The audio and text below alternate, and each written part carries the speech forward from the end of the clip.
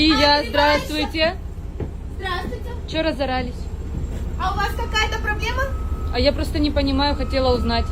Девушка, я снимаю тренд. Нюша. Ну, снимайте тренд. Ну. Ой! Вы осторожно с такими каблуками тут. Девушка, я тренд снимаю. Почему вы мне мешаете? Я популярный блогер-миллионник. Мы за вас рады. Теперь весь автобус об этом знает. Вернуться назад